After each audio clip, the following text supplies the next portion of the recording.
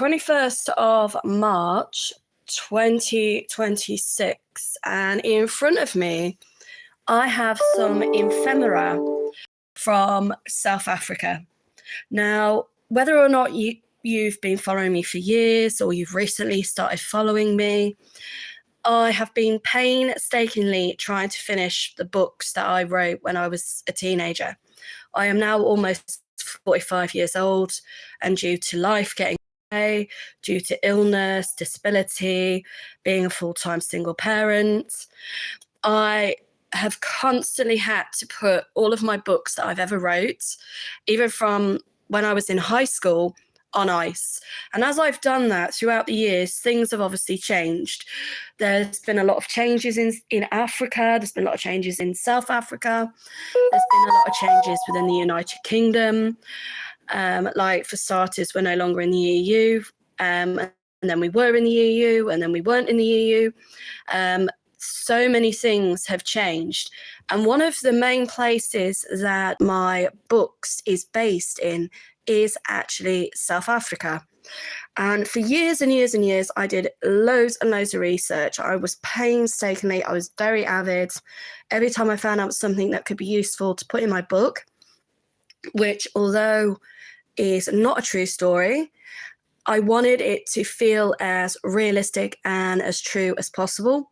So I've included a lot of facts, factual places that may not necessarily still exist today, but may have existed in the time that my book would have been written. But one of the main backbones and the main story of my book is actually ALS, which is Lou Gehrigtson's disease, which is a motor neurons disease.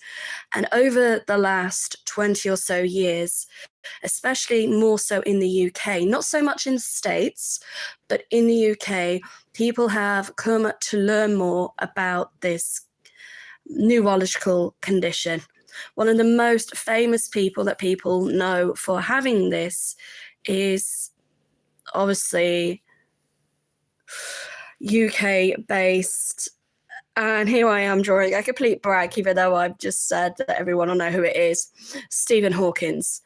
And Stephen Hawkins is actually still to date the longest living person, hello, thank you for joining, who was diagnosed with Lou Gehrigtson's disease. So now that I'm hopefully in a position to start finishing off my book, I was looking on eBay and I found some ephemera to do with South Africa, which is what this is here. And a lot of this I'm going to find really, really useful to hopefully finish my book off, because there's been a lot of issues with social media and things like relating to AI. There's been so many people out there who are now saying that if you Google something on the internet, just like with Wikipedia, which some people use, some people don't, not all of the information that is on social media, because of AI being so readily used, AI is basically dominating the whole of the media industry, social industry, computer industry.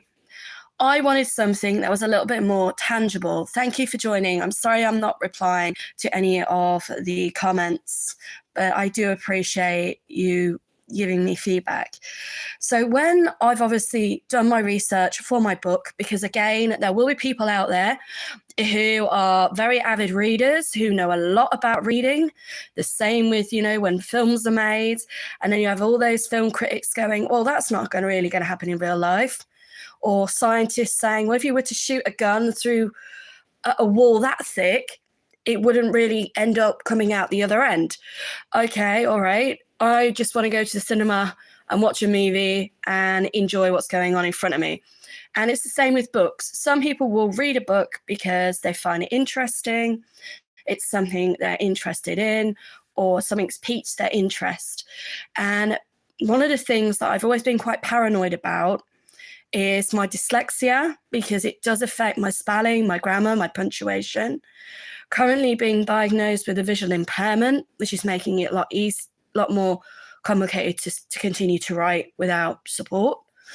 And again, to do that, I am having to use a computer.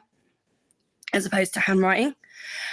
And again, I have in the past used information from social media, but also from things that are tangible, like documents or books-based, historical books, for example. And so this is some ephemera from South Africa. And it's quite interesting because it is quite old. Now, I don't know exactly when this was published, and I'm sure if I look clearly and concisely within the paperwork, there will be a date. So this is obviously about South Africa today, which isn't based on 2026. It's based on what South Africa would have been like in 1964. So we're talking about South Africa in the 60s. And straight away, you could say that it begins from 1652. So it was published, looking at the paper, looking at the information here. Hopefully you'll be able to read it. But it was actually published in April of 1964. So I'm going to use this information. I'm going to glean through it to see if there's anything in here factual that I may have not already included in my book, that I may be considering including in my book, such as, famous people throughout history who would have been associated with Africa and South Africa, and potentially creating the Africa that we may see today or not see today. So a lot of this will be, hopefully some of the information here will be before apartheid and then after apartheid as well, which is really, really important to discuss. And it's really interesting because one of the things it does talk about is obviously progress in education, which even in today's society, depending on obviously where you live in the world, the equality and quantity of education, or how education is still delivered today, is very, very dependent upon where you live. Winning the war on disease. So again, that's going to be really interesting to glean. I'm not entirely sure which disease. Oh, polio.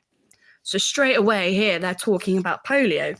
So again, when you think of places like third world countries, like South Africa, a lot of people forget that it used to be a very enriched country. It still is. There's a lot of wealth within the country, which unfortunately is exploited. But again, one of the things a lot of people associate with Africa is HIV and AIDS, bearing in mind that that is pandemic and it's all over the world. Again, farming in Africa, the amount of things that have actually changed in Africa from when this was published to now with regards to farming and regulations is really going to be important to the book that I'm writing.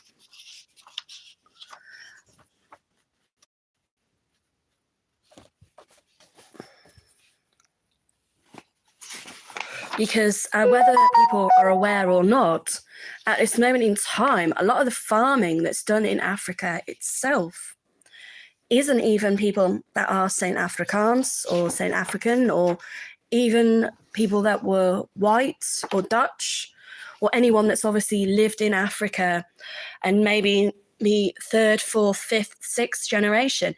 It's actually the Chinese that tend to be buying up a lot of the land at the moment within Africa itself. You be the judge. So by the sounds of it, this may be about, talking about the rights of whether you're white or whether you're not white and you live in Africa, and what is it that's going to change within law.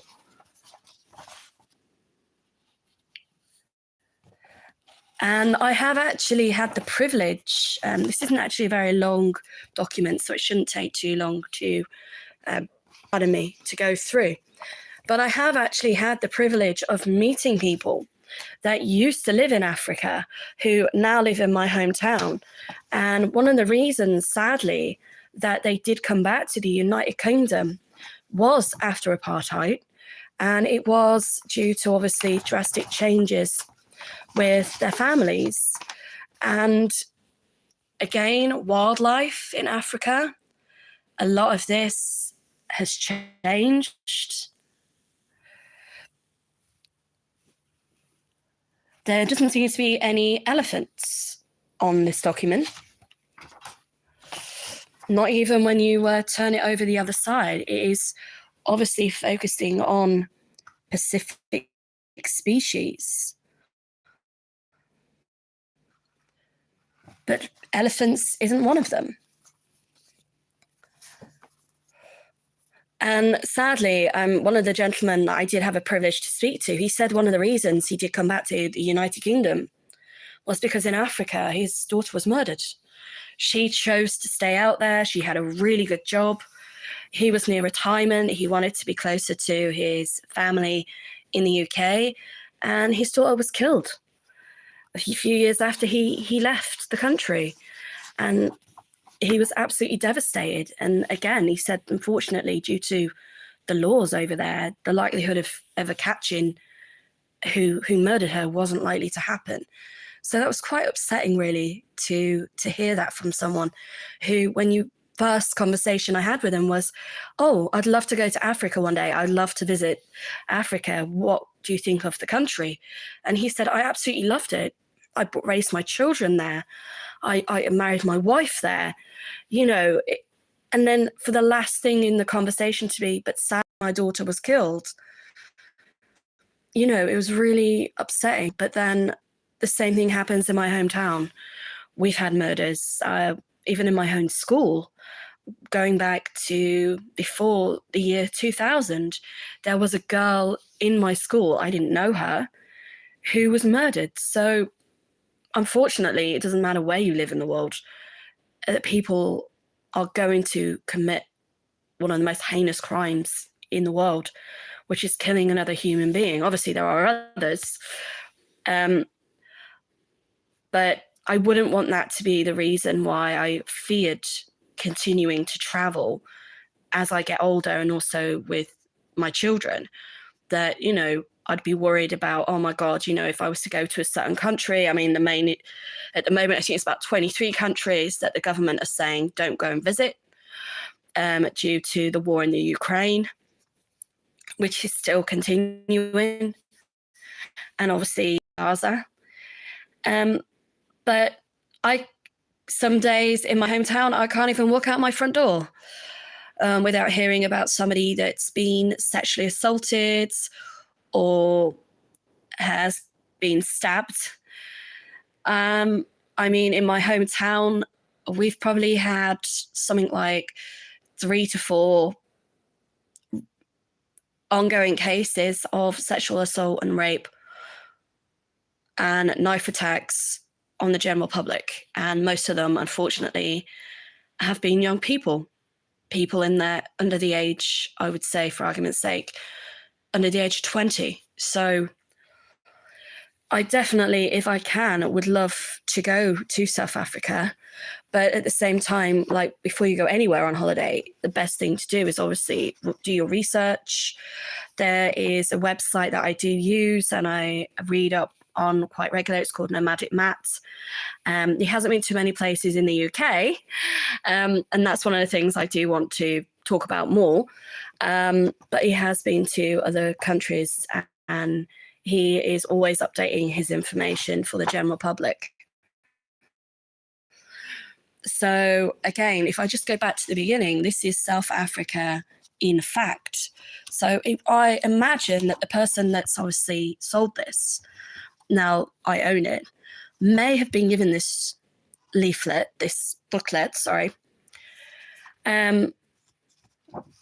when things were changing within Africa.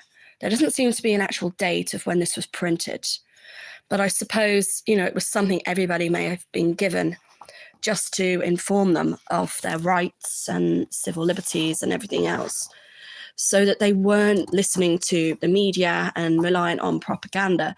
There was literally something that was printed to say, South Africa is the workshop of the continent. And like I said, with the way things are changing, like with most countries, it still is today. So Britain's in South Africa, a two-way trade. Let's see if we can see when it was printed. Oh, so this is actually the fourth issue of this. And again, this was printed in 1963. So it pretty much ties in with the other documents that I have already gleaned through, such as, Africa Today. So they seem to be from around the 60s era. And then again, obviously maps, some Cape Town.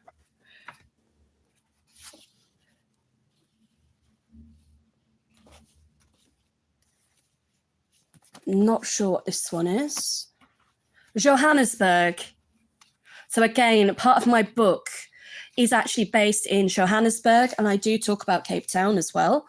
So I seem to have two brochures on Cape Town. And they also are, you can tell how the sort of the age of the ephemera and when it was produced and who it was produced by. Because of this little symbol here is the AA badge.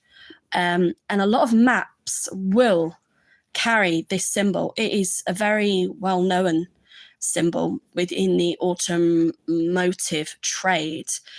And then not only that, AA also produced what was called AA badges. And although on the badges themselves, it actually legally states that when no longer in use, you're supposed to return it back.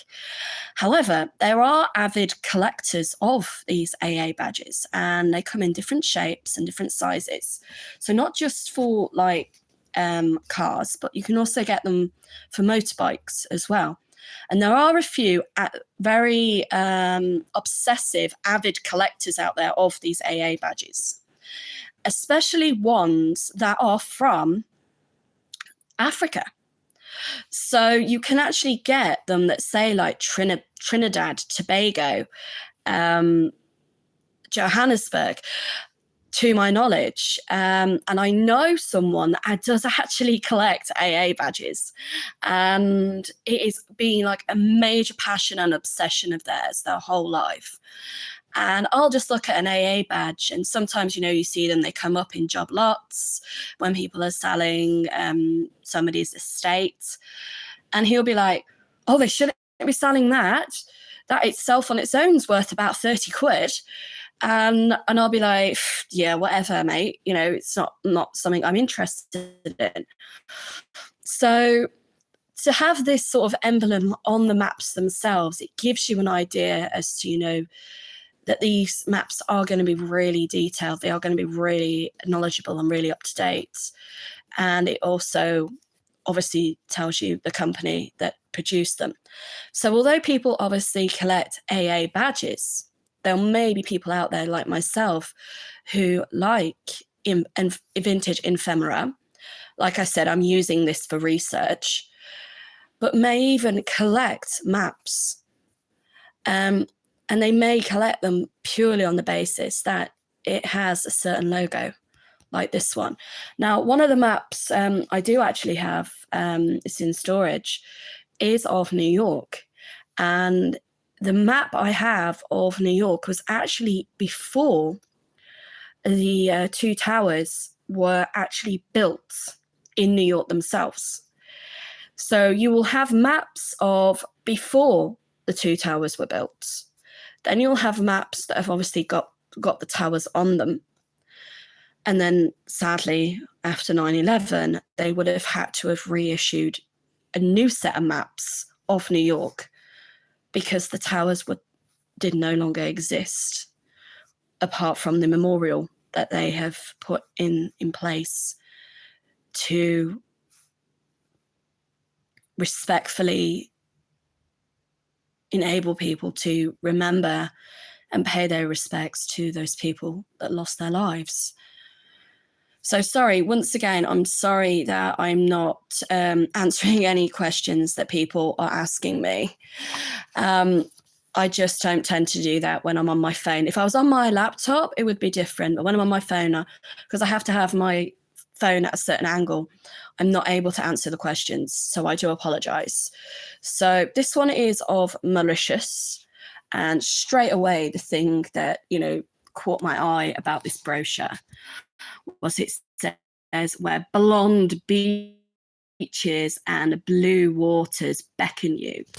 Now, I do not know for the life of me what Mauritius looks like today in 2026. So if anyone knows, I would love to hear from you. And straight away, oh my gosh, when you open up this leaflet, it's beach babes galore. I mean, they're talking about the sea 1 minute and how beautiful it is and the sand. You open it up and straight away on the front cover, there is these two women in bikinis. And then obviously a map of Mauritius. And then if we turn it over, again, a picture of a beautiful blonde bombshell. First thing I think of when I see this picture is Honey Rider, played by Ursula Andress, James Bond, that sort of thing. But like I said, whether or not, Mauritius looks like this today, I really couldn't tell you. And again, you've got a little boy there smiling, look at all the lobster that I've caught. And then a lovely smiling lady in her traditional attire. I'm not entirely sure what's in the picture. It might be, again, some seafood-based product or maybe even some exotic spices. And then, of course, you've got the scuba diving, which I believe is one of the main reasons a lot of people still end up going to Mauritius today. And then on the back somewhere, it will tell me when this was published. Then another AA map.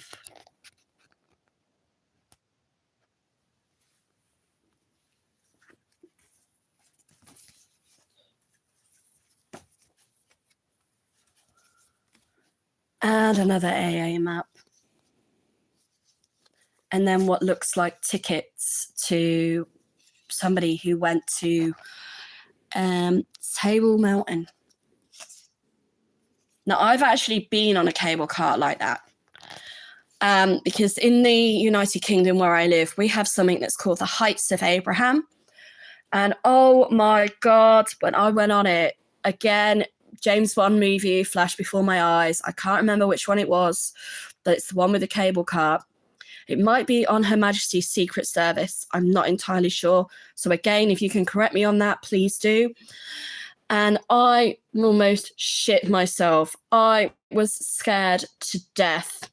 There was me thinking, oh my God, I'm actually on this cable car. It's absolutely amazing. I'm going to be able to admire the view, admire the scenery. The whole journey I was on it, I was just praying that I wasn't going to die. I was just praying that the cables weren't going to snap. And it was exactly the same when I went in a helicopter. I managed at the last minute to get a helicopter ride with my dad. And there was this other family in the helicopter with me. And I was next to this little child. I can't even tell you whether it was a boy or a girl. And they were like, Mum, look out the window, look out. And I'm sitting by the door and I'm strapped in and I've got the earphones on my ears to protect me from obviously the noise of the propeller. And again, I'm thinking, fucking hell, please God, if there is a God, don't let me die. Do not let me die in this helicopter. I found it the most scariest, if not the most scariest experience of my life. My dad got to sit in the front. He even got to fly the helicopter at one point. And it was like one of his bucket list things he always wanted to do, and he got to do it. He obviously flown planes in the past. He'd flown gliders, but he never got to fly a helicopter. And then he got to fly one. And there was me again thinking, yes, this is going to be the most amazing experience of my life. No, I spent the entire journey just praying that we were not going to crash. So I'm not really a fan of flying. I have been in airplanes, I have been in a helicopter, but unfortunately flying, sadly, is not one of my dream ways of traveling. I'm not entirely sure what this is. For some reason, I thought it was a telegram. So again, I will, it obviously says important, which makes me think that it is possibly some form of telegram. So again, we have that. And then we have the ins and outs of the Holiday Inn. So again, it was a holiday destination that this person must have visited at some point. And then we have a geographical map, again, of Africa. And it's about South African Airways. And that is it. That's all I have to show you. But if anyone does have any old ephemera about South Africa that they are looking at getting rid of or want to share, I would love to hear from you. Okay. Again, I will be going through this with a fine-tooth comb. I'm hoping to get my book published this year. I don't want to self-publish on Amazon, but if I have to, I will. But yes, so thank you for tuning in. And I am not Australian. I've just managed to glance slightly at one of the comments that somebody's asked me. No, I'm not Australian. I'm from a small town in England called Nuneaton, which is in Warwickshire. And Warwickshire, whether you are aware or not, is actually famous for William Shakespeare. Nuneaton, which is my hometown, is famous for the female author George Eliot. Now, you're probably thinking when I say George Eliot, that is not a female name. That is absolutely correct. That was the pen name that she used. Her real name is Mary Ann Evans. And unfortunately, Nuneaton has not decided, like Stratford-on-Avon, to embrace our history and the fact that we are famous for a writer called George Eliot, who wrote books like Mill on the Floss. Daniel Deronda is another one of her books. And they have completely flattened the entire town and built all these new buildings that just look like crap.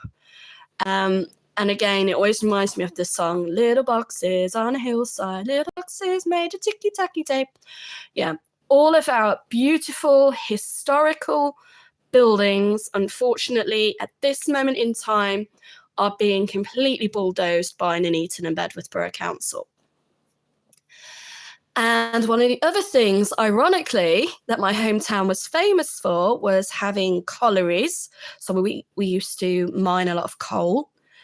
And we also even used to produce bricks. That's right, bricks that would have been used to build amazing structures, not just homes, but we're talking hotels, historical buildings around the world, or at least within the United Kingdom. And sadly, instead of embracing that history, our town is just bulldozing it.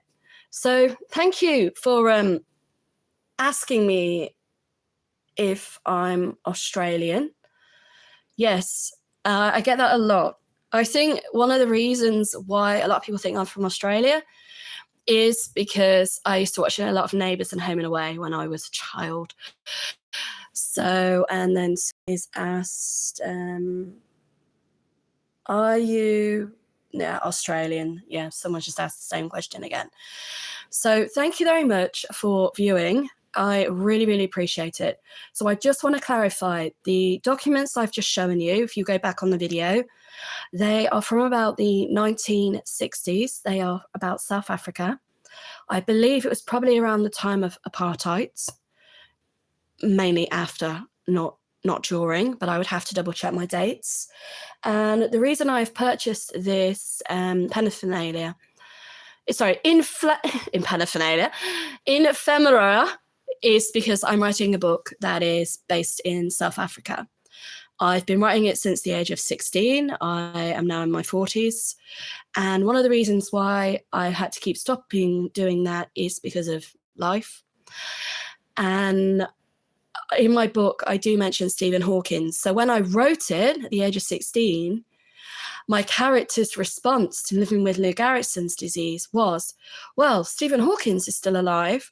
So why would I not be grateful for the time I still have left, knowing that maybe I could have the opportunity to live as long as he has? And now we have an exact date when Stephen Hawking passed away. So I've now got to go back to my book where she says that sentence and put the exact date when Stephen Hawking passes. But again, it's supposed to emphasize the optimism of living with such an awful disease, a neurological disease where there is no cure. But the point that my book is trying to make, if anyone has ever seen the movie Me Before You, which again was a book that had a lot of negative publicity. There was a lot of taboo subjects relating in that book. Bearing in mind, I don't know when that book was written, but it is published. It was made into a movie. My book is still on my laptop. And again, it was about a young man who, after 3 years of being completely paralyzed, decided to take his own life by going abroad where it was legal in that country to be medically euthanized and to be supported with assisted dying. Now, again, in the news, especially in the United Kingdom, I don't know about anywhere else in the world, assisted dying has been something that has just been outlawed in Scotland. In the United Kingdom, although we are classed as the United Kingdom, we have England, Ireland, Wales, Scotland, and Northern Ireland. And although the majority of the laws that are passed within the UK, United Kingdom, are passed through Parliament in London, there are certain laws in Ireland, Northern Ireland, and in Scotland. I'm not so sure about Wales itself, but I believe they may have as well, where they have the choice to make their own laws for that part of the country.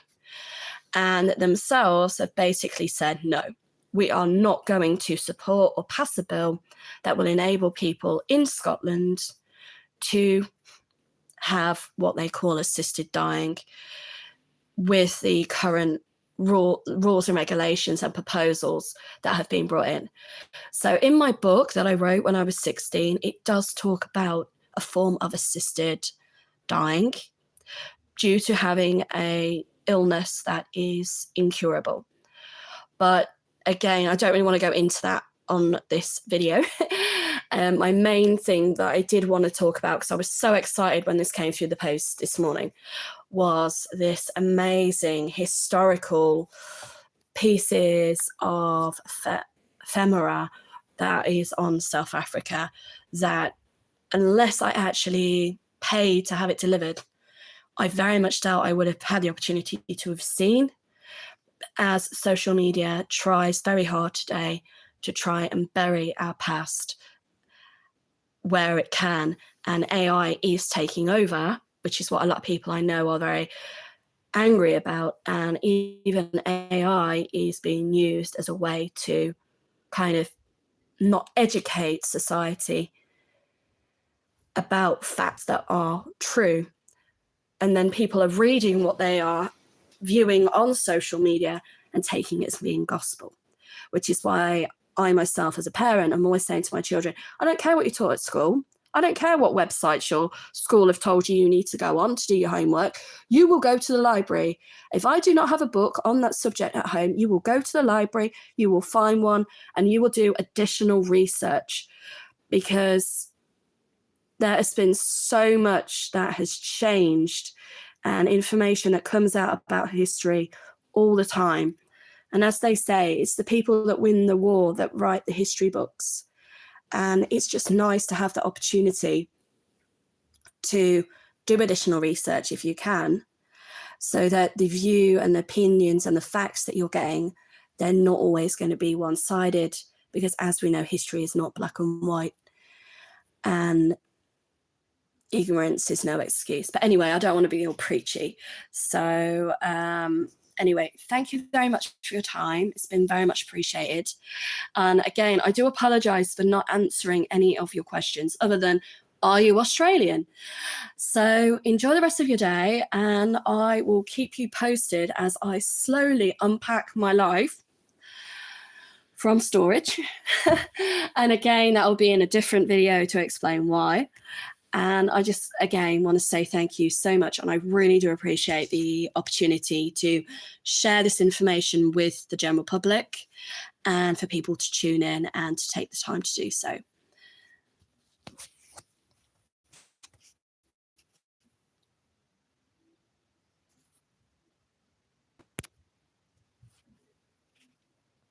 Let me just quickly scroll through some of the messages now that I've... yeah, there may have been some more earlier. Let me see if I can press more. So yeah, somebody said hello, and I will. So hopefully I've answered that question. And like I said, if you want to leave any comments for me, I do try wherever possible to go through the information I put online and to answer any questions or queries. So thank you once again, and enjoy your day.